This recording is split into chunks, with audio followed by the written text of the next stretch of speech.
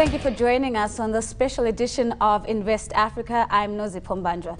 Now, South Africa, one of Africa's most influential economies, has transformed over the past 2 decades from an apartheid-era isolation to a free, democratic and economically active society. According to South Africa's 20-year review, the country's economy grew at 3.2% a year on average from 1994 to 2012. Join me now from our Cape Town studios to discuss South Africa's industrial competitiveness is Minister Rob Davies, the Minister of Trade and Industry. Minister, thank you so much for making the time to join us this morning. Let's start off with a bit of reflection. 20 years on since 1994. What gains have we made as a country, and in particular, if we look at our industrial policy? Well, good morning. Thank you for the opportunity. Well, let me say, first of all, that I think that we need to understand where we came from to understand what progress we've made. This economy was based for the period since the 1880s on the extraction of gold, with the world's largest gold mining industry for many, many years, drawing in large numbers of unskilled, low-paid migrant workers from across the subcontinent. And that economy started to enter into crisis in the 1970s when we started to see the gold mining industry passing its peak, expelling labor from large numbers of people.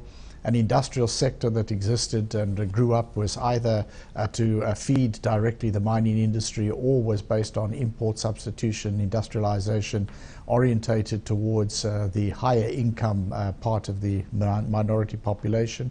And then there were some very serious macroeconomic imbalances as a result of wars, destabilization and things of that sort at the end of the apartheid period. Now, I think that if we look at where we came from, what we've done is we've stabilized the economy. We've, I think, adjusted ourselves to a very sharp change in the global environment with globalization, with digitization. We have succeeded in laying the basis, I think, for industrial development under very difficult conditions, making transitions from small production lines that were dependent on very, very high levels of protection, such as the case in the motor industry at the end of apartheid, to a more integration model into global value chains, which we have now in the auto sector. But much of the industrial development that we need to bring into being, I think we have begun to identify some of the issues, challenges and opportunities in the last 5 years through our successive industrial policy action plans. And here, I think, under very, very difficult circumstances, we have succeeded in stabilizing, growing industrial output, growing some employment. And the employment is important not just for what the jobs are in manufacturing, but for the job multipliers that manufacturing subsectors have with service sectors as well. Minister, let me jump in on that note of the Industrial Policy Action Plan. Let's take a step back. You recently launched the 6th iteration of this plan. What's different this time around? And in particular, because you have been quoted as saying that this is a plan with actionable targets and with recognized timeframes. Some of those targets, some of those timeframes, if you will. Well, I think the important thing about the Industrial Policy Action Plan is it's not a policy framework, it's not a vision document, it is, as its name says, an action plan. So the main feature of it, and we've been issuing them regularly, they cover the financial year in question plus the 2 outer years, is that they deal with targets and work that has to be done by different governmental agencies in accordance with plans which have been developed for the particular sectors or transversely in discussions with stakeholders. That's what it's about. So most of it is a series of actions that have to be undertaken in different timeframes, and this one is no exception. But we also do put in emphases on new policy directions, new things that we need to do in order to step up the effectiveness of our industrial policy. And this particular one, the latest one, is covering this administration, which will be leaving office in a few weeks' time, and the next administration, which will be coming into office in a few weeks' time. And it's identifying some of the things that we think need to happen to raise the impact of our industrial policy.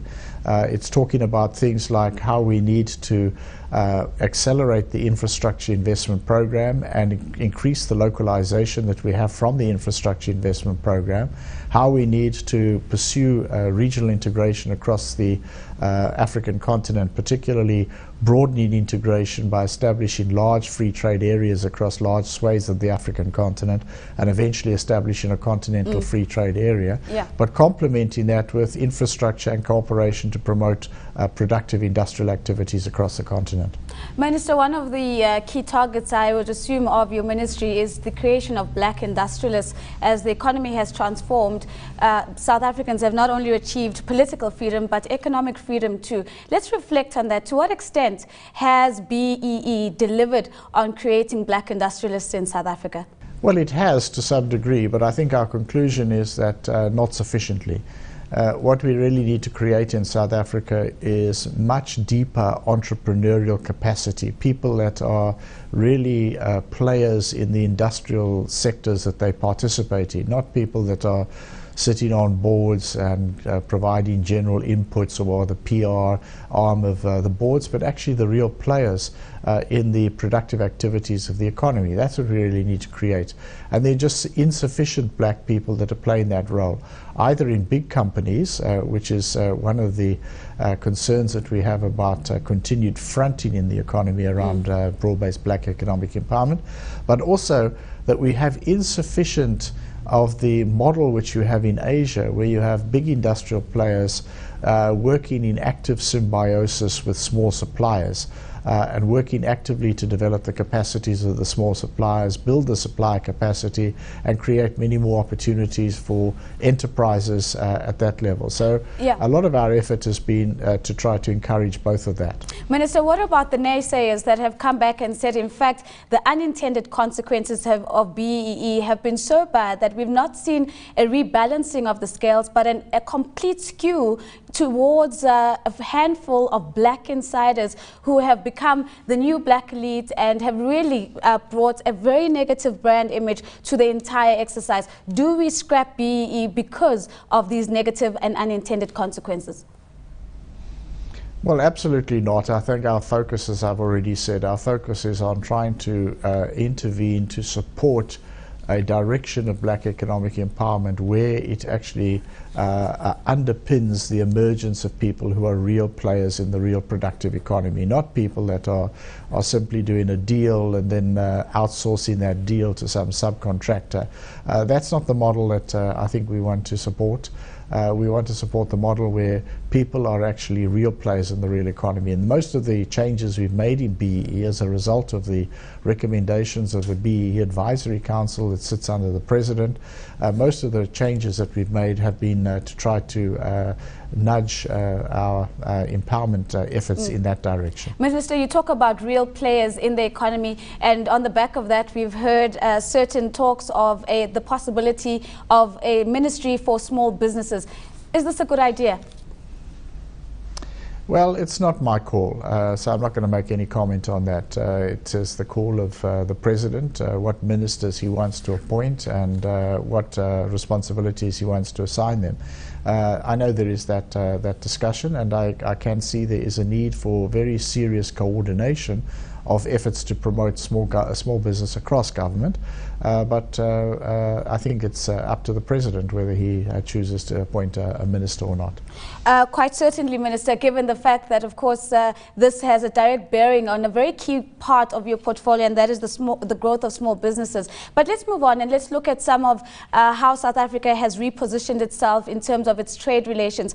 And let's start off with another piece of legislation, and in particular looking at the draft promotion and protection of investment bill that hasn't really been received with much optimism by international investors in particular. First of all, take a step back. Why this piece of legislation? What benefit does this have for South Africa and investors that the bilateral agreements that existed between South Africa and different countries does not deliver on? Well, I think we've talked to quite a number of investors as well as governments. I think that the reception to it is not as bad as you make out. But let me just point out by saying that we have had and we negotiated during the period between the democratic government and the constitution, by and large. We negotiated a number of bilateral investment treaties with some countries, But there were plenty of other countries who are investors in the South African economy with whom we have no such treaty. That includes the United States, it includes Japan, and includes a number of other important investors in South Africa. We have no bilateral investment treaty. So what we've been trying to do is we reviewed the bilateral investment treaties. We said, well, really, what are the options? Either we have a law of general application, which provides the sort of protections that we have offered under bilateral investment treaties. We offer it generically across the board to all investors wherever they come from, in accordance with the precepts of the Constitution, which in fact is our supreme law in South Africa. Or we have to start negotiating a ton of bilateral investment treaties with various other players with whom we don't have them. And I think we've opted for the first, while saying that if there's a compelling economic or political case for the negotiation of a particular treaty, we will consider that. But we're also very much aware of the debates that are taking place internationally about the content of bilateral investment treaties and the need for rebalancing of these. And I think that while we've been a bit of a leader in this debate, it's now very, very clear to me that there are many, many people around the world who are thinking again about the nature of the bilateral investment treaties that they're part of, and whether they shouldn't perhaps have something like ours, which is a multilateral, all-encompassing investment law. Minister, you've indicated that there might be some sort of exemption for certain bilateral agreements where there might be a political imperative to have that exemption. Are there any specific countries that South Africa is looking to sustain its bilateral agreements and maybe not go the multilateral route that you have just explained? Well, no, I mean, I think what I should say is that what we have done, and this has been where there's been a bit of a controversy, is that some of these bilateral treaties were coming up for either there was an automatic renewal for a period of 10, sometimes 15 years, or we had to take the decision to lapse them, and we took the decision to lapse them. So I think that is where there was a certain amount of controversy in place. However, the protections remain in force under those agreements for another 10 years anyway. And in the meantime, we will develop our investment law. And then I think that what would happen is we have a interministerial committee that has been agreed to by Cabinet, which I presume will continue under the next administration. And that looks at, is there a case? And the case will have to be not that somebody comes and necessarily just asks us for it, but that we can see that there are real investments that perhaps might require us to consider the negotiation of a bilateral agreement on top of the protections provided for under the investment law. On that note, Minister, we're going to take a short break, but when we come back, more on South Africa's industrial competitiveness. That's in 2 minutes.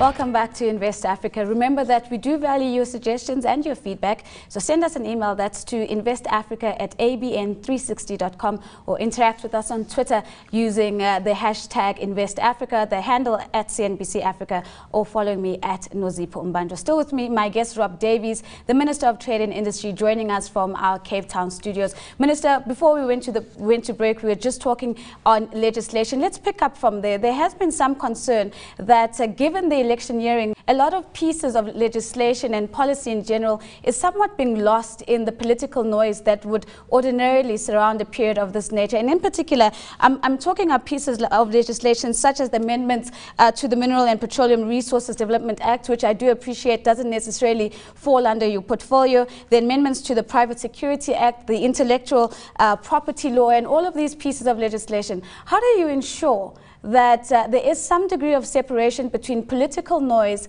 and pieces of legislation that will exist post May 7th?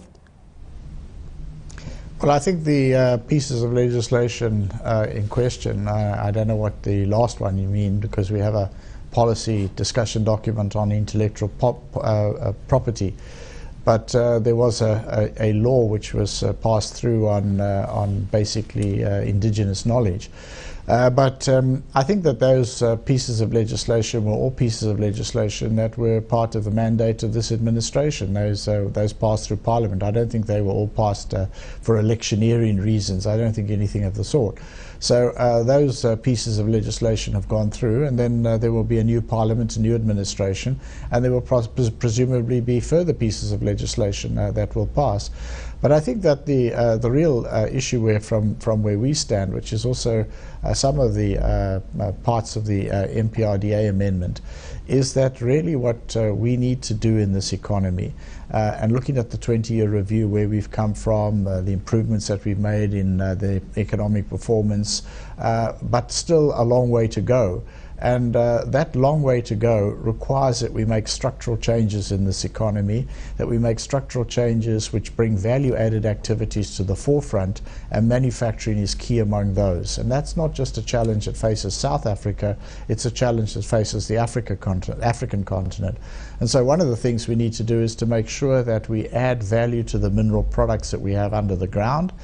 Industrial minerals are beneficiated to a higher level before we export them, and that we create a real competitive advantage in our country and elsewhere on the continent for manufacturers to come and use those mineral resources to produce industrial goods. That's the challenge that we have, and I think the MPRDA amendment was addressing that. So it's a structural change in the economy that we need to bring about. Let's move on to the continent and perhaps look at how we've fared if we look at increasing our intra-Africa trade. How's that picture looking? Well, we are continuing to negotiate the trilateral SADC-COMESA East African Community Free Trade Agreement. We've made quite a lot of progress, but I think that the time frame that was given by the heads of state of 3 years is probably something that we will have to ask for some extension on. Ministers thought it would take between 3 and 5 years, and I think that nonetheless significant, important progress is being made. What we really need to put in place is a large area with a large population, a large GDP that can support industrial development not just in South Africa but across the continent. Many of our industries that are emerging in South Africa, for example, industries that are feeding into our own infrastructure program. And I had an opportunity, for example, to visit a railway manufacturing plant in South Africa, also active on the African continent, producing highly competitive goods that can supply not just ourselves but also the African continent.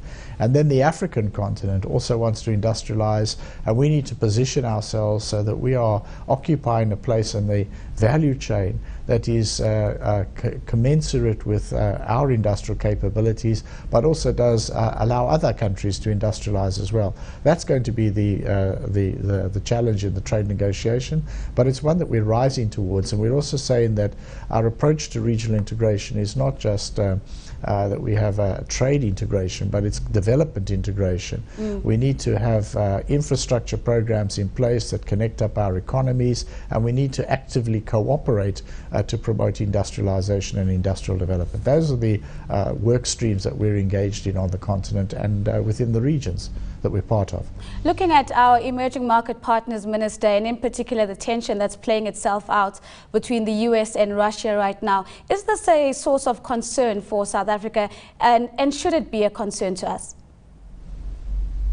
Well, I think that we have a number of partners, international partners, who may not all agree among themselves. I don't think that necessarily affects the partnership we have with each of them.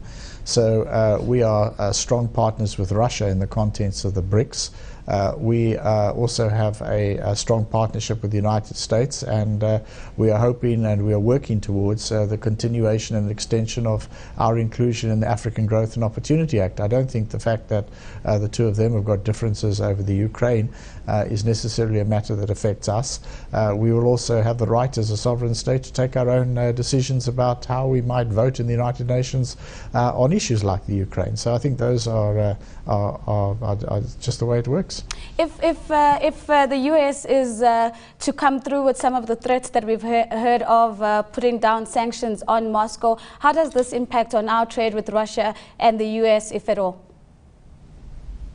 I don't think at this point in time there's any clear indication that it will have any discernible impact at all. Let's look at, just for a moment, let's look at our local situation in particular with regards to the cost and availability of labor, which is of course one of the prerequisites that will improve or take away from our attractiveness as an investment destination. We see the Platinum Strike, Minister, headed quite strongly towards its 14th week now. Again, your reflection on the kind of dent this is making to the South African brand image. Well, I think first of all, your point about the cost and availability of labour is the important one. What kind of labour do we need in South Africa? What kind of capacities do we need among the workforce? And as we industrialise, I think the key challenge is that we need a more skilled, more capable labour force. I mean, we have, I think, real capabilities among our workers, but we don't have enough skills. So the biggest challenge in the labour market, from where I sit, is to ensure that we have skills development, adequate training, and we tell all investors and all the serious investors that we know get involved in that. I think that's the fundamental challenge for us. There is an issue, of course, in the mining industry. There is an issue with the strike.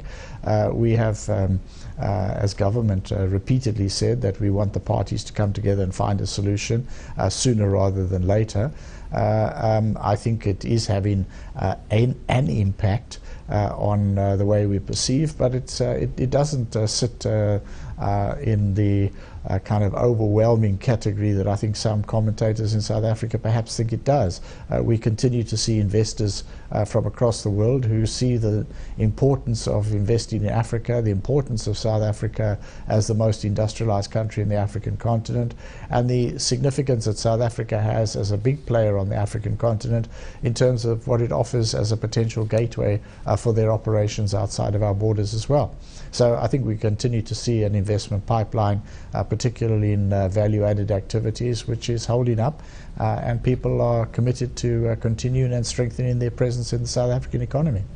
Minister, there has been talks about collaboration between South Africa and Nigeria, in particular in the auto manufacturing sector, which I'm quite certain is a welcome development in terms of improving the attractiveness of the continent as a whole. Let's talk a little bit about that and what ground has been covered in assisting Nigeria to develop its own auto manufacturing hub.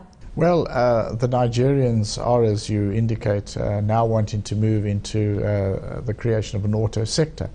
And they have noticed that we have an automotive industry, and they're interested in our program and learnings from our programs. And we've been sharing information with them because we support the idea that there should be an automotive industry in Nigeria.